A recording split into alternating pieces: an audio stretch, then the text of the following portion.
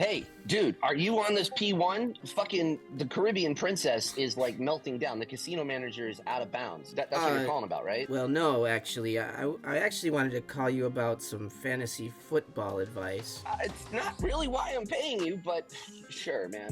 What do you need? Well, you know how you've been doing really well this year, right? Like usual, yes. Yeah, and you know how, like, just the past few weeks, I've just completely fallen on my Trash. face. You're fucking hot garbage, dude. Yeah. I don't even know why you play. Sometimes I don't either, that's the thing, and I just want some advice from a seasoned vet. So you're seeking some sage advice, I see. Okay, well, tip number 1, don't bench a player who scores 40. That was a bad managerial decision, and I don't think you understand the point of this actual game, which is to score more points than your opponent. And when you bench your best player, it's hard to achieve that goal. Does that make sense? Actually, yeah, it kind of does. I can't tell you who to play, who not to play, but I can do some things like trust your gut. Now, granted, your gut is usually wrong, but my gut is usually right. So like this week, I benched Derrick Henry and I put in Isaiah Pacheco. Why did I do that?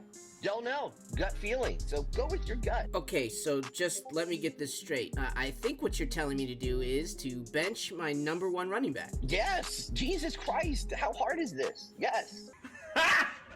Got him!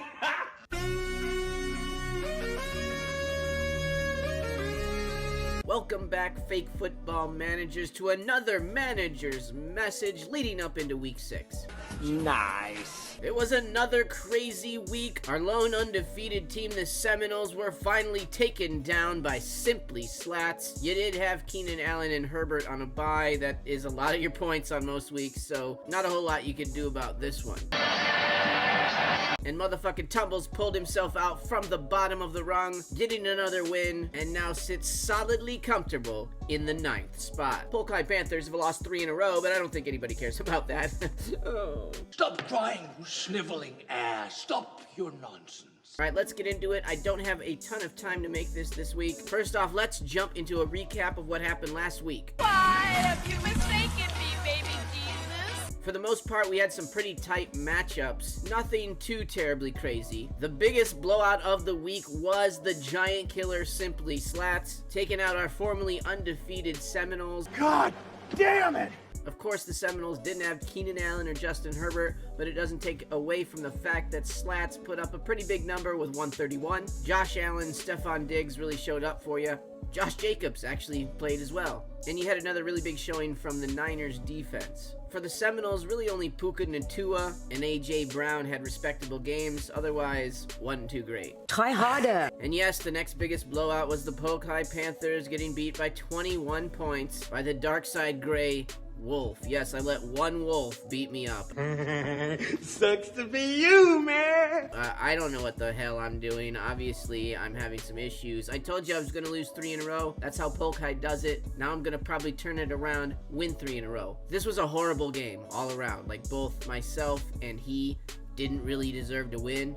I played Jordan Love. Like, I'm from Chicago. I should know better. It's like cancer for me to play a Green Bay Packer. I don't know why I did it. Your name, Dub Dub. But mostly none of my team showed up. The only reason Grey Wolves even won was the Travis Kelce Mahomes connection. I think if Kelce wouldn't have come back into the game, I probably would have won this one. But that didn't happen, and I lost. Let's keep going. I'm gonna do what's best for the team. Now, the rest of these matchups were pretty close. This was the motherfucking Tumbles show. He finally came out to play. He gets a 12-point victory over the Austin, Texas G-Dog Warriors and drops a 147 bomb. What a showing, Tumbles. Well done. Russell Wilson had a big day. George Kittle with a really nice day, 27. But the best day of all was had by Jamar Chase, who dropped 55 points. Yikes. Ow! Knights of Columbus, that hurt! Nobody completely failed the G-Dog Warriors, but he didn't have anybody explode anywhere near like a Jamar Chase. 23 out of the Jets D's, kind of notable. Calvin Ridley and Trevor Lawrence kind of gave you a decent game there. You put up 135 even with McCaffrey only giving you 13. If he gave you like a remotely close to being a McCaffrey game, you probably win this one. but you didn't, so let's keep going. Shut the fuck up and move! Next up, we have Hostile and his 8-point victory over the South Park Cows. These were some big scores, people. 155, 147. It feels real bad to drop 147 and lose in this league. It's the most wonderful time. Both guys had some really big games. Obviously, DJ Moore with that huge Thursday night game. I thought Dave had it. 54 points out of one guy. 30 points out of Burrow. A good game from Montgomery. And that's kind of about it for you. That's it. So where South Park Cows had most of their points in one guy, Haas's team kind of distributed the wealth. Hurts, ETN, and the Saints defense really led the way for you. And that stupid tight end from Detroit keeps having big games for you. So what are you going to do? I gotta say, congrats. Let's keep going. Follow me! Follow me to freedom! And now the closest game on paper, Super Duper Wacky Razzle's 7-point victory over the flaming hot Deadly Venoms. Neither of you guys had that great of a game. Would have beat me, so I can't speak. Yikes. But pretty much the whole Super Duper Wacky Razzle squad was on the back of Tua and Tyreek Hill. After them, the next best guy on your team was the kicker. And for Jerry, kind of the same story. You were on the back of Devon Archain and Dallas Goedert. They just didn't have as much back as Tua and Tyreek Hill. I don't think I can stomach any more of this garbage. So a whole lot of shuffling on the standings. At least for me, I fell a long way down. Seminoles still on top. Super Duper Wacky Razzles is Erkin back up, trying to sniff that number one spot again. And now onto this week, and the first matchup we'll take a look at is the Giant Killer Simply Slats are coming into Polk High territory to take on my Panthers. The Thursday night matchup this week wasn't that important for our game, but I did have Butker going, and he gave me 17 points. I'm very happy that my kicker dropped 17. I'm almost giddy. We're going back with Justin Field at quarterback, mainly because Jordan Love is on a bye and also because Jordan Love is terrible. Really, the only two guys on the team that I'm confident in are Amon-Ra St. Brown and Mark Andrews. And Mark Andrews can have goose eggs just because Lamar Jackson likes to run a lot. But I think I'm going to need everybody to show up. I believe this will be a pretty competitive game. Simply Slats needs Allen and Diggs to have big games again. If Josh Jacobs can still run a football, that would be really good for you. I'll feed him lots of old shrimp and coffee, and it should make him need to puke when the coffee gets riled up. And as far as Olave, Brown, and really the rest of your team, it's all just going to come down to situational circumstance, whether they can make some big plays or not. I'm definitely going to pick myself in this matchup, but I think it's really close, and my guys have just been letting me down lately, so who knows. Next up, we have this Super Duper Wacky Razzles taking on the South Park Cows. South Park Cows just lost Justin Jefferson. He is on the IR. That is not a great thing to happen. That was definitely a big hit to your team, Dave. You're gonna need someone to step up. Hopefully DJ Moore can do that for you again and have a big game. Maybe James Cook can do something. Wouldn't it be nice if Joe Burrow could keep throwing the football like he did last week? I think so, because I have a lot of Bengals throughout all my fantasy leagues. What the fuck is wrong with this guy? Am I kidding me or what? And for the Wacky Razzle, they got the Tua Tyreek Hill combo that needs to happen. Breece Hall looked really good last week. That's kind of a nitty projection. CeeDee Lamb, Tony Pollard, I just don't see both of them putting up big points like that, but it's possible. But you have a lot more points to work with here than Dave does right now. I'm probably going to lean with Wacky Razzle here, mainly because Dave's best player isn't in the game. I think you're all fucked in the head.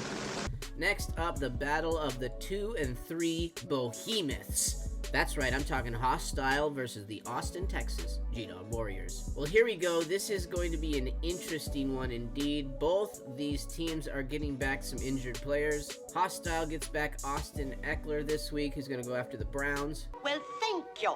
And the G-Dog Warriors are going to be putting Cooper Kupp into the lineup again. Obviously, Cooper Kupp played last week, and he kept him on the IR.